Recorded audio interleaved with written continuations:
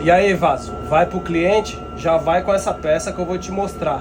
Pega a dica aí no vídeo. Olha aí, senhores, essa lavadora fazendo barulho na hora que estava lavando, apresentando um barulho semelhante ao do câmbio, do kit mecanismo. Essa aqui é a lavadora de roupa.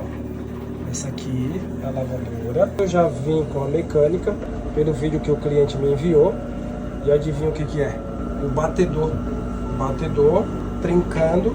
Isso aí está acontecendo neste modelo de batedor. Trinca, fica sem força para lavar e provocando barulho no câmbio. O produto fica batendo a roupa, lavando quando trinca e fica raspando isso aqui na base do cesto. Por isso dá ao entender que o problema é no kit mecanismo. Problema resolvido, vida que segue. Vamos para o próximo.